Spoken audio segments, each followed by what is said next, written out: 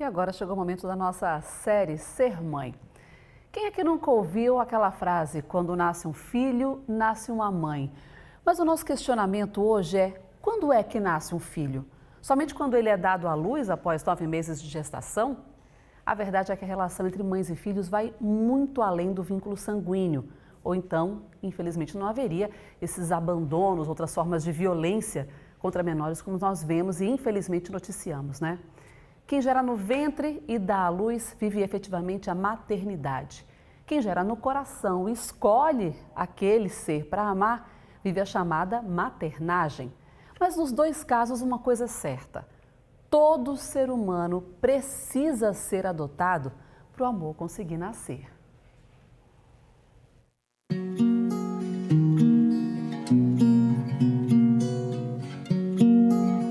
Gestar um bebê por 9 meses mexe com diversos aspectos na vida de uma mulher. Com a estética do corpo, com os hormônios, com a ansiedade, com o medo. Eu, por exemplo, ainda não sei como vai ser o rostinho da Maria Cibele. E apesar da gente estar dividindo o mesmo corpo, dela estar aqui dentro, amá-la não é algo tão natural assim.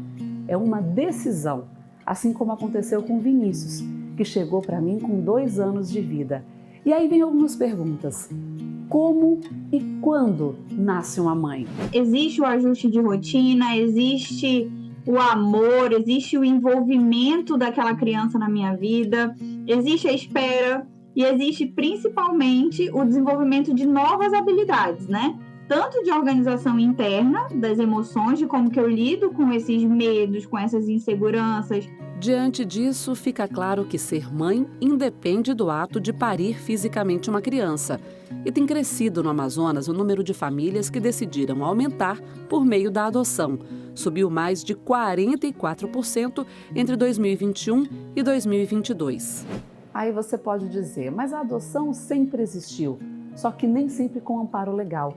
E talvez por isso ainda exista tanta desinformação e até desconfiança sobre todo o processo. Primeiro, é preciso entender que um processo legal de adoção só avança depois da chamada destituição do poder familiar, o que já dá uma segurança àquelas perguntas que normalmente se ouvem de e se a mãe voltar? É que depois do processo legal concluído, o menor passa a ter apenas uma mãe e um pai, que são os nomes que constam no novo documento. A partir do momento que ele recebe a guarda daquela criança, ele é pai.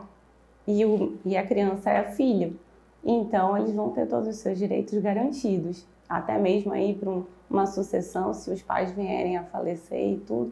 Então essas crianças começam também a ter os seus direitos sucessórios, então é muito importante. Mas apesar dos números serem considerados altos de adoções concluídas no estado, ainda é grande a quantidade de crianças nos abrigos à espera de uma nova família.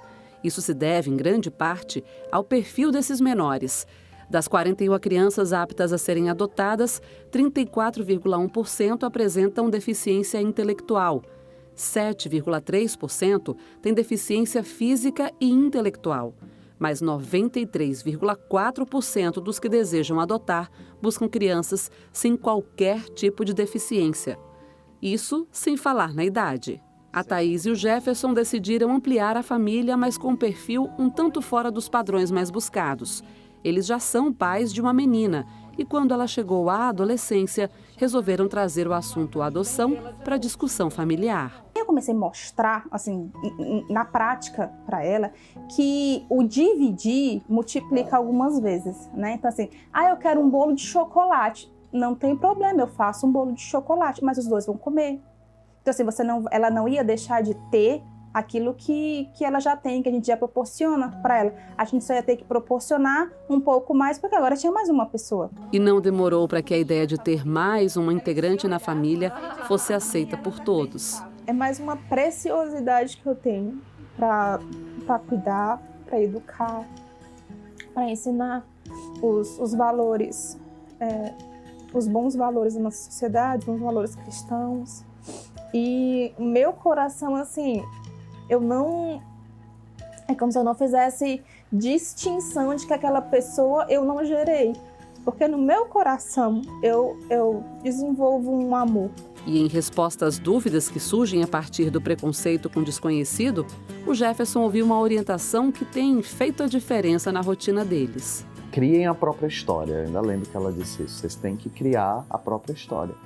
A história passada dela, ela vai decidir no devido tempo o que é que ela faz com isso.